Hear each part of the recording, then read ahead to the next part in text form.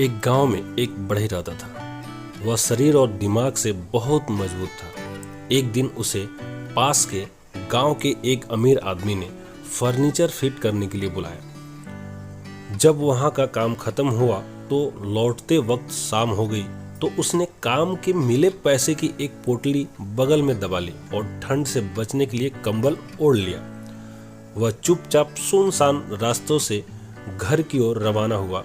कुछ दूर जाने के बाद अचानक उसे एक लुटेरे ने रोक लिया। डाकू शरीर से तो बढ़ई से कमजोर था, पर उसकी कमजोरी को उसकी बंदूक ने ढक रखा था।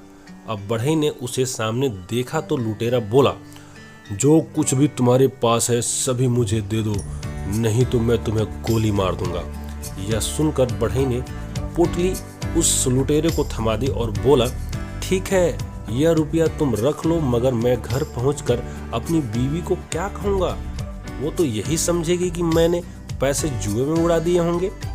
तुम एक काम करो, अपने बंदूक की गोली से मेरी टोपी में एक छेद कर दो, ताकि मेरी बीवी को लूट का यकीन हो जाए।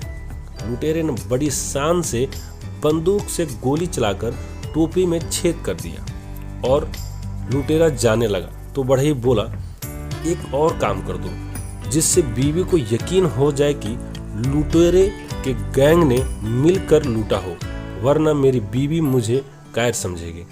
तुम इस कंबल में भी 4-5 छेद कर दो। लुटेरे ने खुशी खुशी कंबल में गोलियां चलाकर छेद कर दिए। अब उसके बाद वो सोचने लगा कि अब क्या करूं।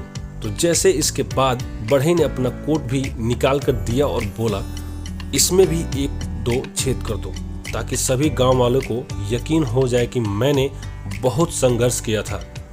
इस पर लुटेरा बोला, बस कर, अब इस बंदूक में भी गोलियां खत्म हो गई है। यह सुनते ही बढ़ई आगे बढ़ा और लुटेरे को दबोच लिया और बोला, यही तो मैं चाहता था, तुम्हारी ताकत सिर्फ ये बंदूक थी, अब ये भी खाली है।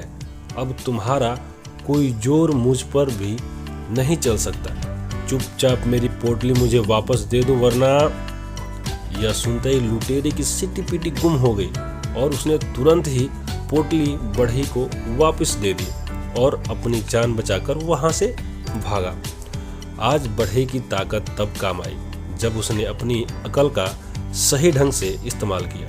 दोस्तों, इस कहानी से हमें यही शिक्षा मिलती है कि मुश्किल हालात में अपनी अकल का ज़्यादा इस्तेमाल करना चाहिए, तभी आप मुसीबतों से आसानी से निकल सकते हैं।